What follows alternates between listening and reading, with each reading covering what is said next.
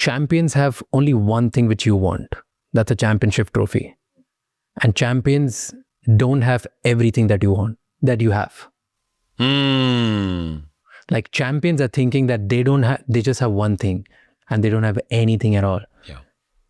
And you have everything and you're not cherishing it because you want that one thing. Correct. So it's like 1 versus 100 and you still want that one because probably some wound or some society or somebody around you has made you believe that one thing is way more important than the 100 that you have. So good. Such a great point. And I think Michael Phelps is a really great example of that too. I've heard that he is very sort of driven by that not enoughness energy.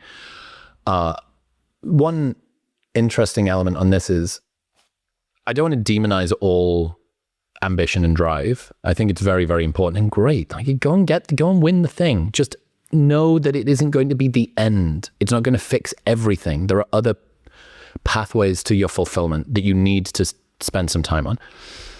But there is a relationship between discipline, motivation, and obsession, right? So discipline is I will make myself do the thing. Motivation is I want to do the thing. And obsession is I can't not do the thing. And a lot of people look at people who are now disciplined, and what they don't realize is that their current discipline is just the echo of a past obsession. So for me, going to the gym and training, I started when I was 17. I was really obsessed with going to the gym. Obsession's strange. You can't really engineer obsession. Obsession is this weird alignment of predisposition, opportunity, desire, a little bit of wounding, some motivation, social influence. You know, it's a strange blend of everything together.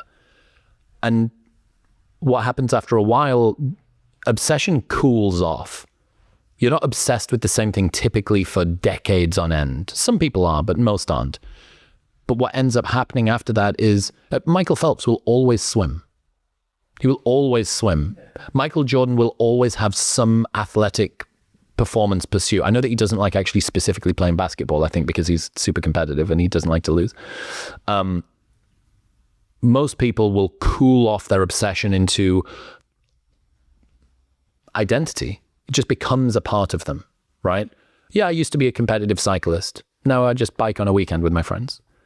Yeah, I used to be a podcaster for a decade, 2 decades.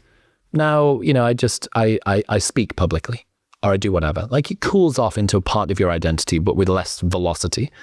But this is me trying to counterbalance all of our shit talking that we've done about ambition so far. I think it's important because, I know that Indian people are very ambitious and they're upward aiming and I don't want to pull the rug out from underneath them. So this is for the people who are still on the drive. If you can't stop thinking about the pursuit that's in front of you, that means that you have the freest motivation and discipline that you're ever going to get, and it's not going to be there forever.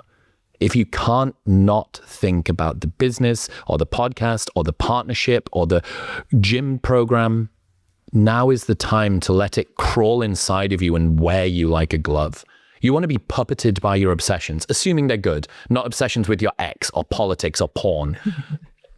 If your obsession is something that's positive, and you've made the adjudication, this is something I should focus on, you are never going to be able to make progress with so little willpower. Like you can't not do the thing.